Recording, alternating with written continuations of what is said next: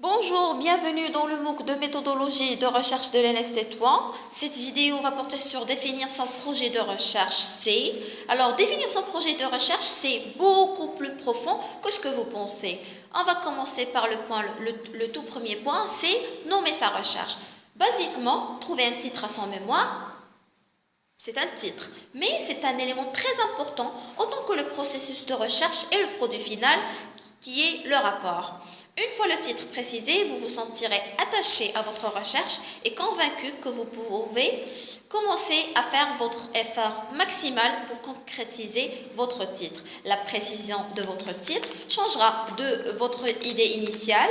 J'ai remarqué que les étudiants utilisent les réseaux sociaux pour partager des documents, informations de leurs études. C'est une idée initiale à une thématique retenue, c'est-à-dire étude exploratoire de l'utilisation des réseaux sociaux en partage et diffusion de ressources universitaires entre les étudiants de l'école XXX, par exemple. Alors, vous voyez la différence, c'est beaucoup plus mature. Une thématique, ça prend plus de détails. Dans toute la période de votre recherche, le titre sera une référence primordiale et une modification encore peut mener et souvent mène à modifier son titre pour avoir un titre cohérent avec son contenu. C'est l'élément clé de votre produit et c'est la première idée qu'un lecteur aura sur votre travail. Il crée un sentiment d'attente à une suite, c'est-à-dire le corps de votre rédaction. L'adéquation du titre à votre contenu sera un point à vérifier. Définir bien clairement la thématique en mentionnant les grands concepts de la recherche.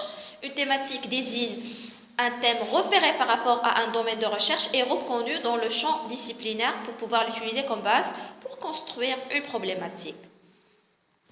On va passer au deuxième point qui est contextualiser sa recherche. Contextualiser sa recherche, c'est-à-dire entourer sa recherche par des éléments qui déterminent son sens et sa valeur pour définir et délimiter sa thématique retenue. Il s'agit de spécifier le terrain, identifier son environnement global, y compris les contraintes et les exigences.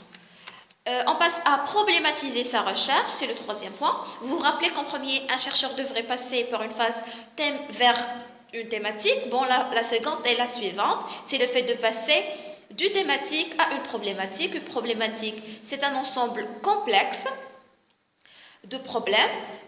Ces problèmes sont complexes, multiples, divers, hétérogènes, sensibles à l'environnement instable et en interrelation. Puisque la base d'une problématique est le problème, rappelons ce qu'un problème. Un problème, de façon formelle, c'est un écart, manque, vide, différence entre une situation actuelle et une autre désirée. Alors, on va structurer le tout pour pouvoir organiser les choses. Qu'est-ce qu'on a? On a une thématique, un problème, des théories, des concepts propres au domaine d'études, une connaissance de divers aspects du problème, recension des recherches antérieures et le résultat. On a une question de recherche. On a soit une hypothèse, soit un objectif, peut-être les deux. Et des méthodes, c'est le comment de l'accomplissement des opérations qu'applique la recherche pour soit tester l'hypothèse, soit atteindre l'objectif. Et finalement, on a des références. Ne multipliez pas les références inutilement, ne pas omettre bien sûr la référence importante, juste un ensemble équilibré des ouvrages qui ont servi à un aspect de la recherche. Alors maintenant, regroupons tout ce qu'on a dit dans un canevas d'une problématique. On a une page de titre, un texte suivi qui se compose d'une introduction, développement et conclusion. C'est de 2 à 4 pages, et les références. Dans le plan, bien sûr, c'est le texte suivi. Que faire dans le texte suivi? Alors, dans l'introduction, on doit bien sûr annoncer le thème du problème et la question de recherche.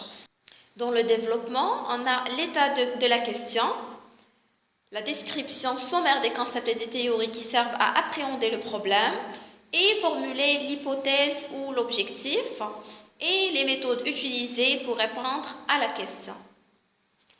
Et il reste dans la conclusion, on va avoir un déroulement présumé et calendrier de la recherche et aussi la distribution des tâches si on a plusieurs acteurs dans la recherche.